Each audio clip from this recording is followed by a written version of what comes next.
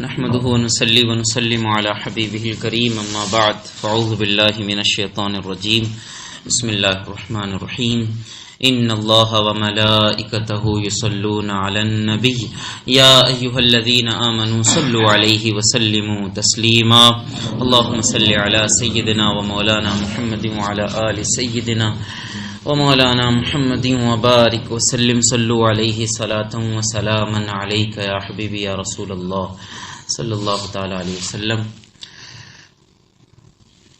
10 محرم الحرام کی صبح ہوتی ہے اور امام حسین رضی اللہ تعالیٰ عنہ اور آپ کے تمام ساتھیوں نے رات اللہ سبحانہ و تعالیٰ کی عبادت میں گزار کر سورج کا اجالا دیکھتے ہیں، روشنی ہوتی ہے تو صبح کے وقت ہی یزیدی لشکر صف آ رہا ہے، یعنی باقاعدہ ترتیب میں ہے اور بڑی جلدی میں ہے کہ کتنی جلدی جنگ ہو اور معاذ اللہ اہل بیت کرام کو شہید کریں اور اپنا اپنا انعام حاصل کریں۔ امام حسین رضی اللہ تعالیٰ عنہ نے کچھ وقت لیا اور اس وقت کے بعد آپ لشکر یزید کی طرف اونٹنی پر سوار ہو کر تشریف لے گئے۔ پہنچ کر کے آپ نے کچھ باتیں فرمائی یزیدیوں سے اور کہا کہ تم اچھی طرح جانتے ہو کہ میں کون ہوں، میں تمہارے نبی کا نواسا ہوں، مولا کائنات علی المرتضیٰ رضی اللہ تعالیٰ عنہ کا بیٹا ہوں، میری ماں سیدہ فاطمہ ہیں، خدیجۃ الکبریٰ میری نانی ہیں، تم میرے شجرے نسب سے اچھی طرح واقف ہو، تو ایک مرتبہ ذرا اپنے گریبان میں جھانک کر دیکھ لو کہ کیا مجھ سے جنگ کرنا تمہارے لیے جائز و روا ہے؟ اور کیا تم نے نہیں سنا کہ میرے اور میرے بھائی حسن، امام حسن رضی اللہ تعالیٰ عنہ کے تعلق سے ہی رسول اللہ صلی اللہ تعالیٰ علیہ وسلم نے ارشاد فرمایا ہے کہ یہ دونوں جنتی جوانوں کے سردار ہیں۔ آپ نے فرمایا کہ چلو اگر تم نے یہ حدیثیں نہیں سنی ہیں تو ابھی بھی انس بن مالک رضی اللہ تعالیٰ عنہ، حضرت ابو سعید خدری رضی اللہ تعالیٰ عنہ، حضرت جابر بن عبداللہ انصاری رضی اللہ تعالیٰ عنہ، یہ تینوں صحابہ کرام موجود ہیں جو اس حدیث کو روایت کرنے والے یا اس روایت کے شاہد ہیں، آج بھی زندہ ہیں۔ ان سے جا کر پوچھ لو کہ یہ روایت صحیح ہے کہ نہیں ہے۔ اور چلو اگر مان لیتے ہیں کہ تمہیں یہ حدیث نہیں پتا یا تم اس حدیث کو درست بھی نہیں مانتے کہ میں اور میرے بھائی جنتی جوانوں کے سردار ہیں، تو کیا یہ بھی نہیں پتا کہ میں تمہارے نبی کا اکیلا اس دنیا میں واحد نواسا ہوں؟ اس وقت میرے سوا دنیا میں کوئی ایسا نہیں ہے جو تمہارے اور ہم سب کے نبی کا نواسا ہو، اور نہ کوئی دوسرا ایسا ہے جو مجھ سے زیادہ اس وقت رسول اللہ سے قربت میں بڑھ کر ہو۔ امام حسین رضی اللہ تعالی عنہ نے اپنی تقریر جاری رکھی تو یزیدیوں کی طرف سے جواب آیا کہ ہم یہ سب کچھ نہیں سننا چاہتے، آپ صرف عبید اللہ بن زیاد کے حکم پر عمل کر لیں اور بیعت کرنے کے لیے تیار ہو جائیں تو بات ختم ہو جائے گی۔ امام حسین رضی اللہ تعالیٰ نے فرمایا کہ تم اچھی طرح جانتے ہو کہ میں یہ کام ہرگز نہیں کرنے والا، تو تمہیں جو کرنا ہے کر گزرو۔ آپ نے فرمایا اور اپنی اونٹنی کو ایڑ لگائی اور واپس آپ اپنے خیمے میں تشریف لائے۔ یہ باتیں چند ارشاد فرمانی تھی، اس لیے نہیں کہ اپنی جان بچانی تھی، ورنہ جان بچانے کا تو سب سے اچھا طریقہ یہی تھا کہ آپ بیعت کر لیتے۔ ہمارا دین تو وہ ہے کہ انسان کو اپنی جان اگر بچانی ہو تو وہ حرام چیز بھی کر سکتا ہے، ایسا ہی ہے کہ نہیں؟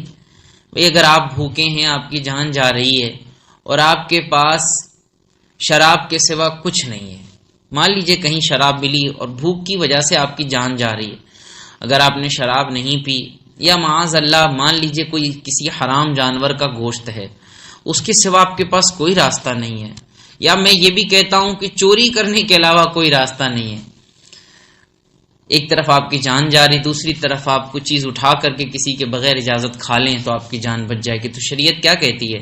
اپنی جان بچانے کے لیے یہ حرام کام بھی کر سکتے ہیں، کیونکہ جان بچانا فرض ہے. خودکشی کیوں سخت حرام ہے؟ کیونکہ خودکشی یعنی خود سے اپنے آپ کو مار دینا، سوسائڈ کرنا، یہ ایک فرض کو چھوڑنا ہے. اور فرض کیا ہے؟ کہ اپنی جان کو بچانا فرض ہے. تو جب اللہ تعالی حرام چیزوں کو حلال کر دیتا ہے تو امام حسین رضی اللہ تعالیٰ وقتی طور پر بھی اگر کہہ دیتے کہ ہاں چلو میں تمہاری بیعت کرتا ہوں، بعد میں انکار کر دیتے. لیکن نہیں، امام حسین رضی اللہ تعالیٰ عنہ نے ایک واضح اور کلیئر اسٹینڈ لیا. وہ یہ تھا کہ جان تو جا سکتی ہے مگر باطل کے آگے سر نہیں جھک سکتا ہے. سر کٹ سکتا ہے مگر باطل کے آگے جھک نہیں سکتا. اور وقتی طور پر بھی جو شریعت نے رخصت دی ہے نا، اجازت دی ہے کہ ایسا کر سکتے ہیں، امام حسین رضی اللہ تعالیٰ نے اجازت پر نہیں عزیمت پر عمل کیا ہے کہ جان تو جائے مگر شریعت کے خلاف کوئی قدم نہ اٹھنے پائے. امام حسین رضی اللہ تعالیٰ واپس اپنے خیمے میں تشریف لائے. یقین مانیے جب میں یہ واقعہ آج پڑھ رہا تھا، یہ آپ نے بہت کئی بار بھی سنا ہے، لیکن آپ اس کو اس زاویے سے دیکھیں جو میں بیان کرنے لگا ہوں کہ اللہ سبحانہ و تعالی جسے جب چاہے ہدایت عطا فرماتے. ایسا ہے کہ نہیں ہے؟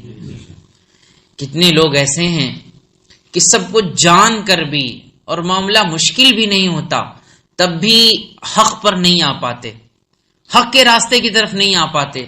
اور کتنے ایسے ہوتے ہیں کہ اپنی جان کی بازی لگا دیتے ہیں مگر حق کا راستہ نہیں چھوڑتے. انہی میں سے حضرت حر تھے. امام حسین نے ایسا فرمایا، آپ واپس گئے تو عمرو بن سعد نے کہا کہ چلو تیار ہو جاؤ، حملہ کرو. تو حر بن یزید تمیمی کہتا ہے، عمرو بن سعد کیا تو سچ میں ان سے جنگ کرے گا؟ کہاں بھائی جنگ ہوگی، سر کٹ کٹ کر گریں گے، ہاتھ پیر کٹ کر گریں گے، بارش ہوگی سروں کی. کہا کہ جو امام حسین نے تمہیں 3 آپشن دی، کیا اس میں سے کوئی بھی قبول نہیں؟ کہا میں تو قبول کر لوں مگر وہ ابن زیاد جو بیٹھا ہے وہ تو قبول کرنے کو تیار نہیں.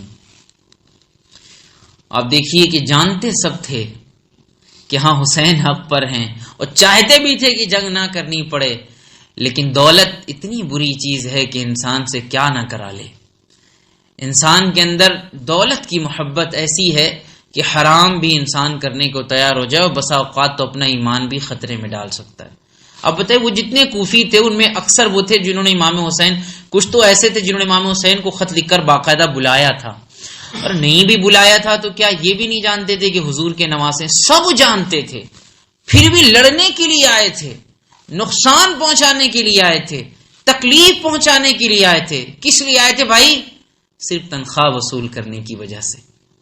ایسا ہی ہے کہ نہیں؟ ان کو تنخواہ کون دے رہا تھی؟ یزیدی حکومت دے رہی تھی. تو اپنی سیلری کی وجہ سے، اپنے تنخواہ کی وجہ سے، پیسوں کی وجہ سے معاذ اللہ امام حسین کے خلاف بھی کھڑے ہونے کو تیار ہو گئے. اللہ تعالی ہمیں ایسے پیسے کی اور مال کی محبت سے بچائے. آپ اندازہ لگائیں کہ انسان کہاں تک جا سکتا ہے. یہ کربلا کا واقعہ صرف اس لیے نہیں ہے کہ ہم سنائیں، آپ سنیں اور امام حسین سے محبت کا اظہار کریں اور اس کے بعد چلے جائیں. یہ کربلا کا واقعہ ہمیں پورا دین سکھاتا ہے. ایسا ہی ہے کہ نہیں ہے؟ کربلا کا واقعہ ہماری زندگی ہمیں سکھاتا ہے کہ ہم کو زندگی کس طریقے سے گزارنی ہے، شیروں کی طریقے سے گزارنی ہے، حق کے ساتھ رہ کر گزارنی ہے، یا پیسے کی وجہ سے اپنا ایمان بیچ کر گزارنی ہے. یہ کربلا ہمیں سکھاتا ہے، اس کو سمجھنا چاہیے. امام حسین کی قربانی کو بس اس نظریے سے نہ دیکھیے کہ امام حسین نے بہت بڑی قربانی دی. یہ تو دیکھیے کیوں قربانی دی ہے، اور کیا ہم امام حسین سے محبت کرنے والے اپنے آپ کو حسینی ہی تو کہتے ہیں نا بھائی، یزیدی تو نہیں کہتے. یزیدی کوئی کہنے کو تیار ہے؟ کوئی نہیں ہے. تو وہاں پہ 2 ہی راستہ تھا، یا تو حسینی بن جاؤ یا تو یزیدی بن جاؤ. یزیدی بنو گے تو تنخواہ اچھی ملے گی، انعام بھی ملے گا، سب کچھ ٹھیک ہے، لائف اچھی گزرے گی. اور اگر حسینی بنتے ہو تو جان کی بازی بھی لگانی پڑے گی. یہی حسینیت ہے میرے بھائیوں، میرے بزرگوں، یہی حسینیت ہے، یہی امام حسین کا راستہ ہے۔ تو آپ دیکھو کہ جو یزید بادشاہ وقت تھا، جو یزید طاقتور تھا، جو یزید دولت مند تھا، لوگوں کو خرید کر رکھا ہوا تھا، اس نے بڑی بھیڑ تھی اس کے پاس، بڑا اثر تھا اس کے پاس۔ دوسری طرف حسین تھے جو کربلا کے میدان میں اپنے چند ساتھیوں کے ساتھ کھڑے ہوئے تھے۔ اس نے تو یہی سمجھا تھا نا کہ حسین کو ختم کرو، بات ختم ہو جائے گی، یہی سمجھا تھا اس نے۔ لیکن آپ دیکھو کہ وہ حسین جن کو یزید نے سمجھا کہ ان کی کیا حیثیت، ان کے پاس پیسہ نہیں، معاذ اللہ ان کے پاس طاقت نہیں ہے، ان کے پاس اثر نہیں، لوگ بھی ان کے ساتھ نہیں کھڑے ہوئے۔ کیونکہ آج سب سے بڑا سوال یہ ہوتا ہے کہ لوگ سمجھتے ہیں کہ ارے بھائی پبلک ادھر بہت زیادہ ہے، تو بھائی دیکھ لو ادھر 72 تھے اور ادھر 22,000 تھے، اب ذرا کاؤنٹ کر کے کیلکولیشن کر لیجئے کہ پبلک کدھر زیادہ ہے کہ نہیں؟ ہماری بات آپ کے دل تک پہنچ رہی کہ نہیں پہنچ رہی؟ یہ دل سے ہی نکل رہی تو دل تک ہی پہنچنی چاہیے۔ آج ہمارا یہی معاملہ، ہم سوچتے ہیں نا پبلک بہت زیادہ ہے ادھر، بھائی اتنے لوگ تھوڑی غلط ہو سکتے ہیں۔ تو ٹھیک ہے بتائیے آپ ہمیں 72 کے مقابلے میں کیا 22,000 غلط ہو سکتے ہیں کہ نہیں؟ بولیے ذرا، غلط ہو سکتے کیا؟ غلط تھے۔ ایک طرف تو حسین کھڑے ہیں، ایک طرف تو نبی کا نواسہ کھڑا ہوا ہے، اور ایک طرف 22,000 کا لشکر۔ کیا اگر وہ 22 لاکھ بھی ہوتے، 22 کروڑ بھی ہوتے، تب بھی کیا ہوتے؟ غلط ہی ہوتے۔ تعداد کبھی نہیں دیکھی جاتی، یاد رکھیے گا، کبھی نہیں دیکھی جاتی ہے۔ قرآن پاک میں اللہ تعالیٰ ارشاد فرماتا ہے وَقَلِيلٌ مِّنْ عِبَادِيَ الشَّكُورُ، کہ میرے بندوں میں شکر کرنے والے بندے کم ہی ہیں۔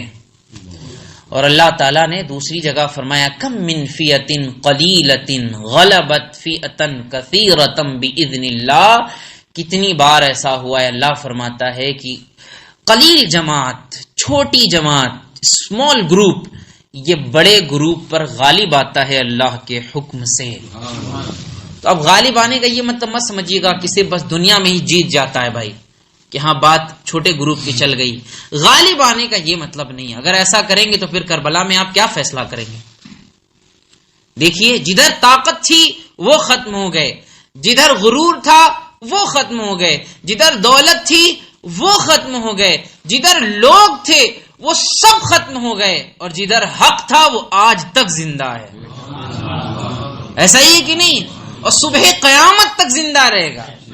امام حسین کی زندگی صرف کہانی نہیں ہے، واقعہ کربلا کوئی ایک حادثہ ہی نہیں ہے، اچانک ہو گیا۔ آپ کو لگتا ہے اچانک تو نہیں ہوا نا، اس کی شہادت، امام حسین کی شہادت کی خبر، اس واقعے کی خبر تو مصطفیٰ جان رحمت نے عطا فرما دی تھی، 50 سال پہلے عطا فرما دی تھی۔ 50 سال سے پیشتر کی بات تھی یہ، کیونکہ سن 61 ہجری میں یہ واقعہ ہو رہا ہے، اور میرے حضور کا انتقال پرملال تو 11 ہی ہجری میں ہوا ہے۔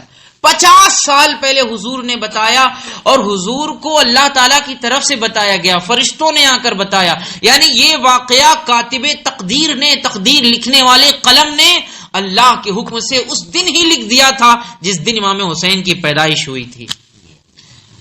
بلکہ انسانوں کی پیدائش سے پہلے بھی تقدیر جو لکھی گئی ہے وہ انسانوں کی بھی تقدیر پیدائش سے پہلے اللہ تعالیٰ نے انسانوں کو پیدا کرنے سے پہلے سب کی تقدیر لکھ دی۔ کب سے لکھا ہوا تھا؟ تو یہ کوئی اچانک حادثہ تو تھا نہیں نا، اچانک نہیں تھا، یہ باقاعدہ اللہ سبحانہ و تعالی کی مشیت ہی ایسی تھی کہ ایسی حالت پیدا ہو، ایسی سچویشن سامنے آئے۔ اور اس وقت امام حسین رضی اللہ تعالیٰ عنہ نے سن 61 ہجری میں، آج 1445 ہجری کے محرم میں ہم موجود ہیں، 1400 سال کے قریب کا وقت ہونے والا ہے۔ ایسا ہی کہ نہیں، 16 سال کو ہٹا دیں آپ تو 1400 سال کا وقت ہونے والا ہے، یعنی 1384 سال ہو گئے۔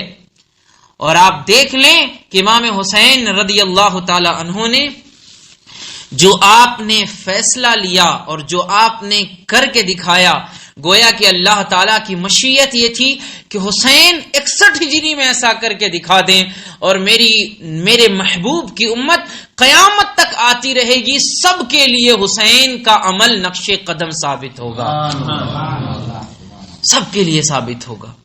میرے پیارے بھائی اور بزرگوں، بات عمل کی ہوتی ہے، کردار کی ہوتی ہے. ہم بھلے لاکھ کہتے رہیں کہ ہم مسلمان ہیں، لیکن اگر ہمارا عمل کفر والا ہے تو ہم کیسے مسلمان ہیں؟ ہم بھلے لاکھ کہتے رہیں کہ ہم امام حسین سے محبت کرنے والے ہیں، حسینی ہیں، اور ہمارا عمل اگر یزیدیوں جیسا ہو تو پھر ہم کیسے حسینی ہیں؟ کیا ہم یزیدیوں کی صف میں کھڑے ہوئے ہیں؟ یہ بات بہت مشکل ہے، اس کو سمجھنا، اس کو ایکسپٹ کرنا اور اس پر عمل کرنا بھی مشکل ہے. مگر یاد رکھیے کامیاب وہی ہوئے جو امام حسین کی صف میں داخل ہو گئے. اور حسین تو حسین ہیں، حسین کے گھر والے بھی افضل والا ہیں. وہ حر جو لشکر حسین میں داخل ہوئے آج بھی ان کا چرچا کیا جاتا ہے. ان کے چرچے کے بغیر واقعات کربلا تکمیل ہی نہیں پا سکتا، مکمل ہی نہیں ہو سکتا ہے. تو جو ان کے قدموں سے جڑ گیا، وقتی طور پہ تو ایسا لگا کہ ماحول گرم تھا، امام حسین بھی شہید ہوئے، سارے گھر والے، اور پتہ بھی تھا سب کو کہ جو ان کے ساتھ جائے گا اس کی جان تو جانی ہے. لیکن اللہ اکبر، زندگی اللہ نے کیسی عطا فرمائی کہ وہ زندگی صرف 5-10 سال، یا امام حسین اور کچھ سال زندہ رہتے تو وہی ان کی زندگی تھی، مگر آج تو حسین کی زندگی قیامت تک کی زندگی ہے. کیسی اعلیٰ شان قربانی پیش کی. تو میں عرض کر رہا تھا کہ سیدنا حر رضی اللہ تعالیٰ عنہ، ایسے موقع پہ ایسا اسٹینڈ لینا یہ بھی دل جگر کا کام ہوتا ہے. سیدنا حر رضی اللہ تعالیٰ اس سے کہتے کیا سچ میں تو جنگ کرے گا؟ کہا ہاں بھائی کروں گا. کیا کوئی بات منظور نہیں؟ کہا میں تو منظور کروں، ابن زیاد نہیں منظور کرتا. تو جب یہ بات سنی تو آپ لشکر سے تھوڑا ہٹ کر کے دوسری طرف اکیلے میں آئے، اور آپ کے بدن پر کپ کپی تاری تھی، کانپ رہے تھے آپ. تو کوفہ کے ایک بہت بہادر شخص تھے، انہوں نے کہا میں نے دیکھا کہ حر کانپ رہا ہے. تو میں قریب آیا اور میں نے پوچھا کہ حر کیا بات ہے؟ کیا آج لڑنے کا موڈ نہیں ہے؟ کیوں کانپ رہے ہو؟ بات کیا ہے؟ تو کہا کہ آج میں اس لیے نہیں کانپ رہا ہوں کہ اپنے سامنے والے لشکر سے مجھے ڈر لگ رہا ہے یا میں کمزور ہوں، بزدل ہوں. نہیں، میں تو یہ سوچ رہا ہوں کہ میں جنگ کس سے کر رہا ہوں؟ اپنی آخرت سے جنگ کر رہا ہوں، نبی کے نواسے سے جنگ کر رہا ہوں. یہاں تو میرے سامنے ایک طرف جنت ہے، ایک طرف دوزخ ہے، میں یہ دیکھ رہا ہوں. اور پھر آگے کہتے ہیں اللہ کی قسم میرے جسم کے ٹکڑے ٹکڑے ہو جائیں لیکن میں امام حسین کا ساتھ اب نہیں چھوڑنے والا. آپ نے کہا اور آپ نے گھوڑے کو دوڑایا، امام حسین کی خدمت میں حاضر ہوئے اور عرض کرنے لگے حضور بڑی غلطی ہوئی، مجھے معاف فرما دیں، کیونکہ میں نہیں آپ کو گھیر کر رکھا، میں نہیں آپ کو روک کر رکھا، میں نہیں آپ کو کہیں جانے نہیں دیا حضور، میں نہیں آپ کو یہاں کربل میں اترنے پر مجبور کیا، مگر اے اللہ کے نبی کے نواسے کیا میری توبہ قبول ہو سکتی ہے؟ میں آپ کے قدموں میں حاضر ہو کر اپنے گناہوں کی معافی چاہتا ہوں اور یہ چاہتا ہوں کہ آپ مجھے اپنی صف میں قبول فرما لیں. اللہ اکبر، دل بھی کلیجہ بھی حسین جیسا ہو. اور آپ دیکھیں بھی سچ میں حر ہی تھے جنہوں نے گھیر کر رکھا، سب سے پہلے یہی لشکر لے کر آئے، یہی کربلا تک کھینچ کر لے کر آئے، یہی کربلا میں اترنے پر مجبور کیا. مگر اللہ اکبر، امام حسین کا دل کتنا بڑا ہے. کہتے ہیں حر آؤ اللہ تمہیں معاف کرے گا. اور حر کا مطلب ہوتا ہے آزاد. فرمایا تم دنیا میں بھی آزاد ہو یار، آخرت میں بھی آزاد ہوگے. اللہ اکبر. فرمایا اترو تو گھوڑے سے نیچے. کہا نہیں حضور اب گھوڑے سے نیچے نہیں اتروں گا، اب تو میری لاش ہی نیچے اترے گی. کفارہ بھی تو دینا تھا نا، گھیر کر یہی لائے تھے، انہوں نے ہی نہیں جانے دیا. تو بھلے امام حسین نے معاف کر دیا لیکن اپنے اس جرم کا کفارہ دینا تھا. کہا حضور اب نیچے نہیں اتروں گا. فرمایا جیسی تمہاری مرضی. اس کے بعد عمرو بن سعد نے سب سے پہلے تیر چلایا امام حسین کے خیمے کی طرف. سارے سپاہی نے جلدی جلدی سب نے تیر کھینچے کہ ہاں بھائی ہم سب کا بھی نام آ جائے کہ ہم نے سب سے پہلے جنگ لڑی تھی. کافی لوگوں نے تیر چلائی. یہ تیر چلانا اس بات کی نشانی تھی کہ جنگ اب شروع ہوگی. امام حسین رضی اللہ تعالیٰ عنہ نے بھی دیکھا لشکر یزید کی طرف سے. یہ جنگ کا طریقہ ہوا کرتا تھا کہ جنگ ایسے نہیں ہوتی تھی کہ بس ایک بارگی حملہ ہو گیا دونوں طرف میں. پہلے کچھ بہادر دونوں فوج سے نکل کر آتے تھے اور ایک طرح سے ایک اکیلا انڈیویجولی مقابلہ ہوا کرتا تھا کسی ایک کا کسی ایک کے ساتھ. تو لشکر یزید کی طرف سے 2 لوگ نکل کر آئے. ادھر سے آپ کے امام حسین کے لشکر میں سے، لشکر کیا تھا آپ کے ساتھیوں میں سے، حبیب بن مظاہر اور زہیر بن قین بجلی یا دوسرے جو تھے وہ نکلنا چاہتے تھے. امام حسین نے ان کو منع فرمایا. تو ایک مجاہد اسلام کھڑے ہوئے، ان کا نام تھا عبداللہ. آپ کھڑے ہوئے، عبداللہ بن عمیر کلبی کھڑے ہوئے اور کھڑے ہو کر کہا حضور مجھے اجازت دیں. یہ عبداللہ بن عمیر کلبی جو تھے یہ کوفہ کے رہنے والے تھے، اور انہوں نے جب سنا کہ امام حسین رضی اللہ تعالیٰ عنہ کربلا کے میدان میں ہیں تو آپ امام حسین کے ساتھیوں میں شامل ہونے کے لیے تشریف لائے. اللہ اکبر. اور ان کی کہانی بڑی عجیب یہ ہے کہ چند دن ہی ہوئے تھے کہ آپ کی نئی شادی ہوئی تھی. چند دن ہوئے تھے آپ کی شادی کو. تو جب آنے لگے کربلا تو اپنی بیوی اور اپنی ماں سے اجازت لینے لگے تو ان کی بیوی اور ماں نے کہا کہ نہیں آپ اکیلے نہیں جائیں گے، ہم سب بھی جائیں گے امام حسین کی خدمت میں. چلو اللہ تعالیٰ نے ہمارے دین میں یہ حکم دیا ہے کہ عورتوں کو جہاد کی اجازت نہیں ہے، یعنی ان کو اجازت نہیں کہ وہ لڑے مردوں کی طرح، یہ مردوں کا کام ہے. تو یہ منع ہے عورتوں کے لیے، لڑنا منع ہے عورتوں کو اس طریقے سے. لیکن ہم جائیں گے وہاں پہ، ہمارے لاکھ جو بھی خدمت ہوگی ہم کریں گے امام حسین کی خدمت میں پہنچ کے. تو ان کی بیوی بھی ساتھ میں آئی تھی، ان کی والدہ بھی ساتھ میں آئی تھی. جب یہ کھڑے ہوئے امام حسین نے دیکھا ان کو سر سے پیر تک جوان تھے اور مضبوط بدن کے تھے ماشاءاللہ. تو آپ نے فرمایا ٹھیک ہے اجازت ہے. گئے تو ان یزیدیوں نے پوچھا جو 2 لوگ تھے یسار اور سالم، کہنے لگے کہ تم کون ہو، تمہارا کیا نام ہے؟ چونکہ یہ لوگ نہیں جانتے تھے، وہ ایک عام شخص تھے، ایسے کوئی بہت بڑے سپاہی وغیرہ نہیں تھے جیسے حبیب بن مظاہر اور زہیر بن قید بجلی اور دوسرے جو تھے، یہ سپاہی مشہور تھے، بہادر تھے. تو کہا تم کون ہو؟ کہا میں عبداللہ بن عمیر کلبی ہوں. تو کہا کہ نہیں تم سے نہیں لڑنا ہے، وہ فلاں کو بھیجو، تم ہمارے ٹکر کے نہیں ہو. حضرت عبداللہ بن عمیر کلبی رضی اللہ تعالیٰ عنہ نے سوچا اچھا مجھ سے لڑنے میں بڑی بے عزتی محسوس ہو رہی ہے. تو آپ نے دیکھا کہ ان دونوں میں سے ایک جو تھا وہ ذرا اپنے ساتھی سے آگے بڑھا ہوا تھا، بس آپ نے بغیر کسی موقع کے دیے ہوئے جو ایسی تلوار چلائی کہ اس کا ساتھی زمین پہ گر پڑا اور وہ مر گیا وہیں پر. تو دوسرے نے فوراً ہڑبڑاہٹ میں تلوار اٹھا کر کے ان کے اوپر چلائی. انہوں نے ہاتھ پر روکنا چاہا تو ان کی انگلیاں کٹ گئیں، لیکن انہوں نے پلٹ کر وار کیا تو اس کو بھی جہنم بھیج دیا. اور جب دیکھا کہ ان کی انگلی کٹ گئی تو ان کی بیوی دوڑتے ہوئے میدان میں پہنچ گئیں جذبہ شوق کی وجہ سے، اور کہنے لگیں کہ آپ اپنا ہاتھ دکھائیں، کہاں آپ کی انگلی کٹ گئی؟ ان کے شوہر منع کرتے نہیں، آپ واپس جائیے، آپ میدان میں مت آئیے، عورتوں کو لڑنا منع ہے. لیکن وہ اس قدر شوق میں تھیں کہ آپ اپنے شوہر سے ہی چمٹنا چاہتی تھیں. تو امام حسین رضی اللہ تعالیٰ عنہ نے منع فرمایا کہ نہیں، بیویوں کو میدان میں آنے کی اجازت نہیں. تو وہ پیچھے ہٹیں. پھر حضرت عبداللہ بن عمیر کلبی نے بہادری کے ساتھ جنگ لڑی، کئی لوگوں کو فنار کیا، اور جب شہید ہوئے تو ان کے لاش مبارک کو جب ان کی زوجہ کے پاس لے جایا گیا، ان کی زوجہ نے اپنے شوہر کی لاش کو اپنی گود میں رکھا اور خود ان کی بھی جان نکل گئی. کیسے کیسے لوگوں نے قربانیاں دی ہیں امام حسین رضی اللہ تعالیٰ عنہ کے ساتھ اور ان کی ہمراہی میں. امام حسین رضی اللہ تعالیٰ عنہ کے اور بھی سپاہی یوں ہی نکلتے رہے، ایک ایک کی جنگ ہوتی رہی. پھر امام حسین رضی اللہ تعالیٰ عنہ کے ساتھیوں نے جب اچھی بہادری کا مظاہرہ کیا تو یزیدیوں نے کہا بھائی ایک ایک بند کرو، اب ذرا ایک ایک طرف سے حملہ کرو، رائٹ سائڈ سے حملہ کرو، لیفٹ سائڈ سے حملہ کرو. حملہ ہوا، امام حسین رضی اللہ تعالیٰ خود اور آپ کے سپاہیوں نے رائٹ سائڈ کی طرف دفاع کیا، لیفٹ سائڈ کی طرف دفاع کیا. لڑتے لڑتے یوں ہی چلتا رہا، دوپہر کا وقت ہو گیا. امام حسین رضی اللہ تعالیٰ عنہ نے فرمایا کہ ہمیں ظہر کی نماز پڑھنے کا ٹائم چاہیے. تو ظالموں نے بڑی بکواس کی، لیکن امام حسین رضی اللہ تعالیٰ عنہ نے نظام بنایا کہ اپنے کچھ ساتھیوں کو ہر طرف سے کھڑا فرما دیا اور آپ نماز کے لیے کھڑے ہو گئے. یزیدی اس قدر جلدی میں تھے کہ نماز بھی نہیں پڑھنے دی اور اسی درمیان میں حملہ کرنے کے لیے آ گئے. آپ کے جو ساتھی تھے انہوں نے دفاع کیا، اس میں کچھ ساتھی شہید ہو گئے.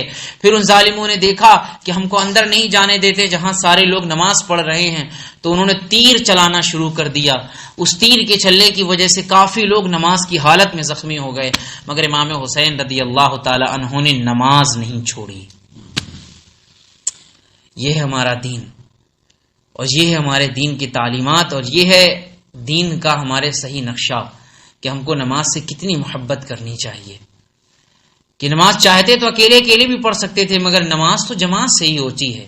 جنگ کے میدان میں بھی جماعت سے نماز پڑھی. اللہ اکبر، کتنے لوگ زخمی ہو گئے. گھوڑے جو کھڑے کیے ہوئے تھے چاروں طرف سے، تین طرف سے، تاکہ ان گھوڑوں کی وجہ سے تیر اگر آئے تو کچھ نہ لگے. کافی گھوڑے خراب ہو گئے، لیکن امام حسین رضی اللہ تعالیٰ عنہ نے نماز نہیں چھوڑی.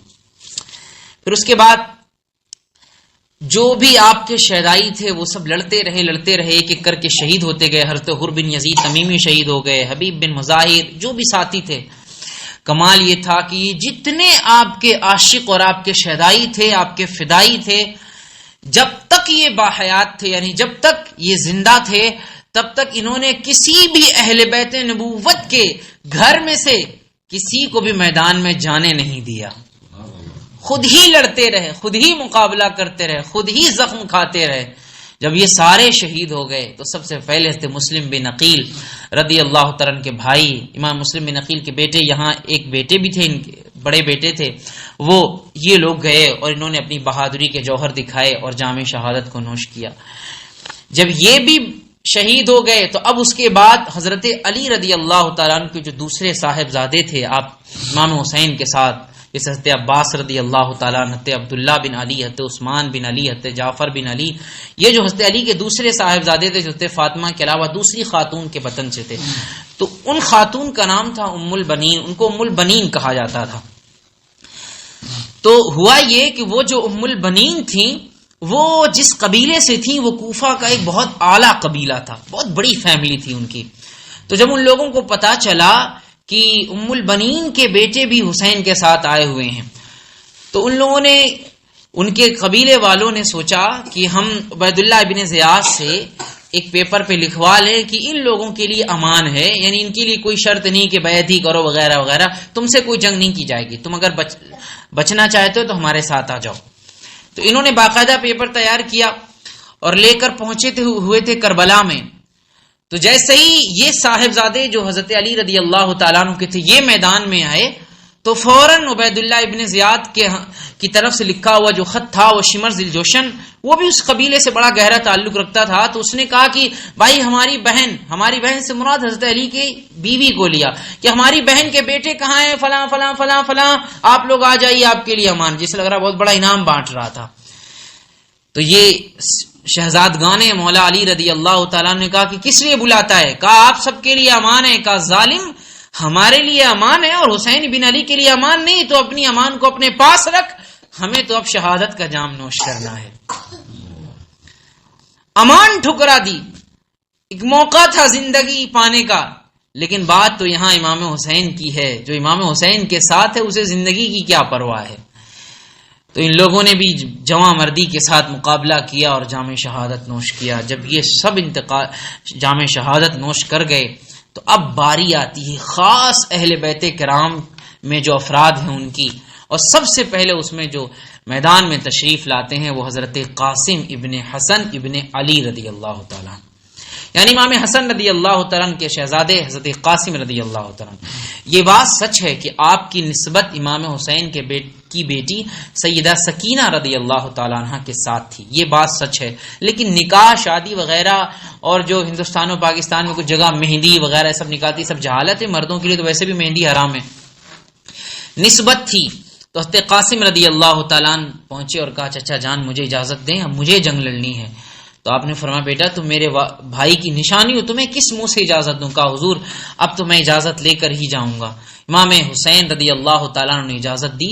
امام قاسم رضی اللہ تعالیٰ عنہ جذبہ شہادت سے ایسے بھرے ہوئے تھے کہ جب آپ جنگ کے میدان میں آئے تو آپ نے اپنے اوپر وہ زرہ بھی نہیں پہنی تھی، جو ایک میٹل کا ڈریس ہوتا ہے وہ بھی نہیں پہنی ہوئی، تو یوں ہی نارمل جو کپڑا تھا بس اسی میں آپ نے تلوار اپنے پاس زبطن کی اور نیزہ لیا اور وہی پہن کر کے گھوڑے پر چڑھ کر سیدھا میدان میں آ گئے. اور آپ اس قدر حسین تھے کہ یہ روایت لشکر یزیدی کے کسی ایک شخص کی ہے کہ جب امام حسن، وہ کہتے ہیں کہ جب قاسم میدان میں آئے تو ایسا لگتا تھا جیسے کوئی چاند زمین پر اتر گیا ہے.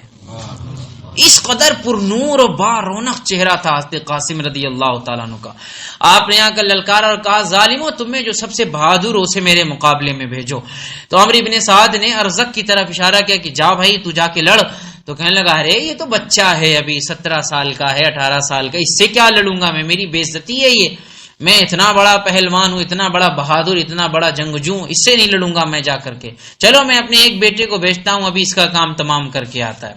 اس کا بیٹا گیا اور اس نے جا کر کے حضرت قاسم پر حملہ کیا. حضرت قاسم رضی اللہ تعالیٰ نے پلٹ کر وار کیا، ایک ہی وار میں اس کو ختم کر دیا. تو دوسرا بیٹا اس کا گیا اور جا کر کے اس نے حملہ کرنا چاہا، تھوڑی دیر کے جنگ کے بعد دوسرا بھی ختم ہو گیا. امام قاسم رضی اللہ تعالیٰ نے اس کی تلوار اٹھا لی کیونکہ اس کی تلوار زہر میں ڈوبی ہوئی تھی. تلوار اٹھا کر اپنے پاس رکھ لی. تیسرا آیا وہ بھی مرا، چوتھا آیا وہ بھی مرا. اب ارزق غصے سے پاگل ہو گیا کیونکہ اس کے چاروں بیٹے عمر بھر کی کمائی چلی گئی. وہ بفرتا ہوا، غصے میں ہانپتا ہوا میدان میں آیا اور کہا اے بیٹے اپنی شامت سمجھ کیونکہ اب تیرے پاس موت آ گئی ہے. تو آپ نے فرمایا کہ تو اپنے آپ کو بہادر سمجھتا ہوگا لیکن یہ بھی سمجھ کہ میں بھی علی کا پوتا ہوں.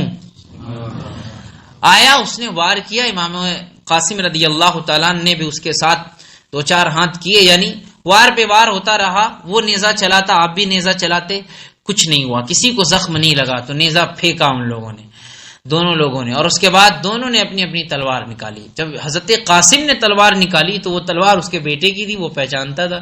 کہا تمہارے پاس میرے بیٹے کی تلوار کیسے آ گئی؟ کہا تمہارا بیٹا دے کر گیا کہ اسی سے میرے ابا کو مارنا. تو وہ اور غصے میں آیا اور اس نے حملہ کرنا چاہا. تو حضرت قاسم رضی اللہ تعالیٰ نے فرمایا تو اتنا اپنے آپ کو پہلوان اور بہادر سمجھتا ہے، تجھے اپنے گھوڑے کی زین بھی کسنی نہیں آتی ہے. تو وہ جیسے ہی جھکا اپنے گھوڑے کی زین چیک کرنے کے لیے، امام قاسم نے ایسا وار کیا کہ ایک ہی وار میں ڈھیر ہو گیا. تو گھوڑے کی زین وغیرہ میں کچھ مسئلہ نہیں تھا، لیکن یہ جنگ میں ایک لفظ کہا جاتا ہے عرب میں الحرب خدعۃ، کہ جنگ دھوکے کا نام ہے.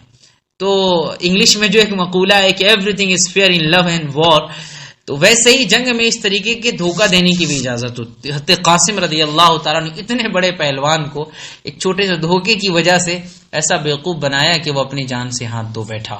امام قاسم رضی اللہ تعالیٰ سے مارا تو خوشی کے مارے اپنے چچا جان امام حسین کی جانب اور کہا چچا جان دیکھیے میں نے کتنوں کو جہنم رسید کر دیا لیکن مجھے پیاس بہت شدید لگی ہے.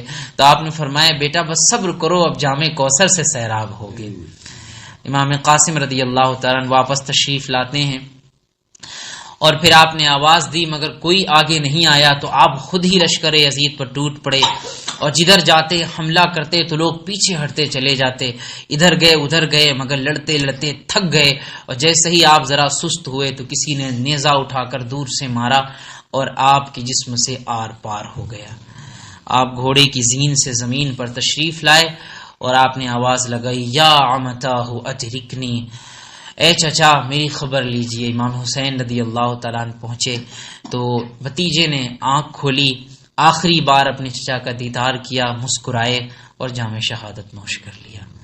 اتنا بڑا جگر تھا امام حسین رضی اللہ تعالیٰ عنہ کا، کیسا دل تھا وہ، کیسی قربانی کا جذبہ تھا اور کیسی پہاڑ جیسی استقامت تھی کہ جو اسٹینڈ تھا اس پر قائم رہے، چاہے گھرانہ لٹ گیا چاہے سب کچھ لٹ گیا. اللہ سبحانہ و تعالی امام حسین رضی اللہ تعالیٰ عنہ کی استقامت کی ہم سب کو خیرات عطا فرمائے. آمین بجاہ النبی الامین صلی اللہ علیہ وسلم.